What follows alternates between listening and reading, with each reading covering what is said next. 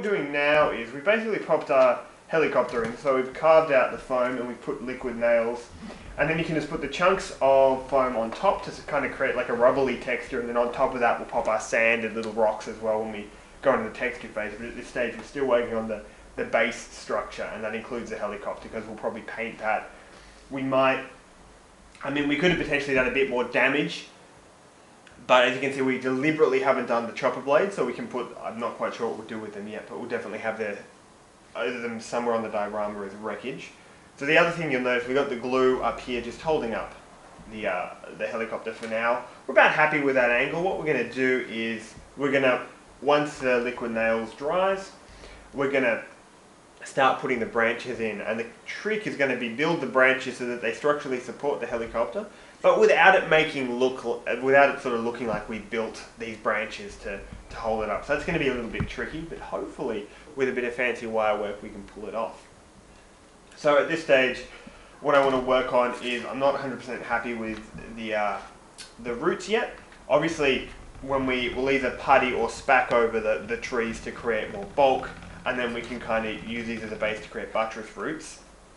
But I definitely want to put in a few more roots, start to put in a few more branches, and just kind of, make it look a little bit more organic, because at this stage it still kind of looks like pieces of dowel just whacked into a foam base.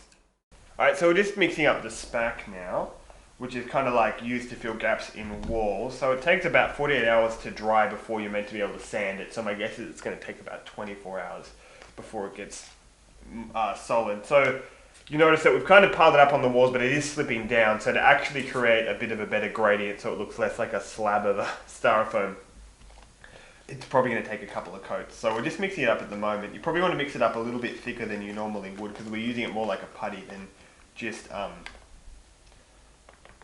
like a filler. So I'll just add some more.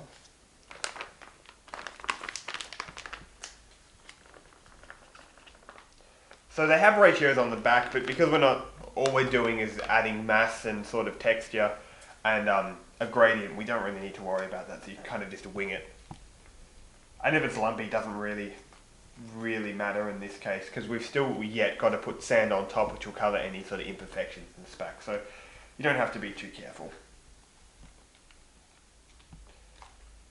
So, I might throw a little bit more in. So you want it mildly runny, but kind of enough that it doesn't instantly, that it's just a little bit more than a liquid. So obviously it's never going to get, you're never going to be able to sort of mold with it, because it's never really going to be able to get that solid. But you want it goopy enough that it'll at least hold its shape for a little bit. So you kind of want it to be able to lump up a little bit like that, not too runny that it just runs off the, there we go. So we're getting about the consistency we want here. So give it a good mix. And if you have a plastic knife, so I'm using the back of this plastic fork, but you basically need a tool to mix it, a tool to like whack it on so I'm using it here to fill in this gap, and then kind of a tool to smooth it out. So I'm going to kind of pack that in. So you notice that it's still, I want to kind of fill in this gap here, so I might actually throw a bit more SPAC in, because I want it to be able to be just a little bit less runny. And is that product actually called SPAC? What's it called? Let's have a look. It is Multipurpose Filler is what it's called, sorry. But I suppose the colloquial name is SPAC. But yeah, so Multipurpose Filler. So you'll find it in any hardware store. They have various varieties of it. You can even get it pre-made. But the advantage of doing it like this is it's a lot cheaper, and it means that you can kind of have a bit more direct control over how thick or runny you want it. There we go. So you can kind of just like whack it on. And again, we can sand this down and easily chip away and get rid of the SPAC we don't want. But we'll be covering it with sand as well. So again, you don't really have to worry too much about getting it exact. Really, we just want to kind of fill in the ugly sort of gaps that we've got and instead of making this look like a whole bunch of bits sticking out of foam, we want it to look all like it's one kind of organic structure, so the trees are coming out of the ground. So that's kind of what we're using the SPAC for. So feel free to just kind of pile it around the tree trunk bases. There we go.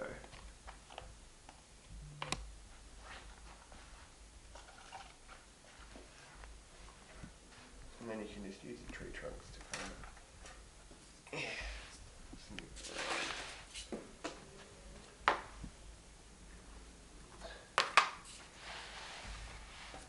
So you've also got to keep in mind that SPAC is only workable for about 45 minutes, which is fine, to be honest. We'll use this up in about 10, but just if you are making a massive batch of it, it's just something to be mindful of.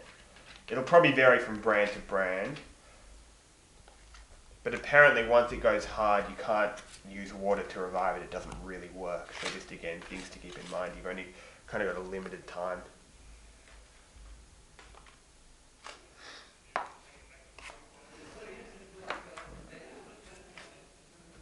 And you can use your...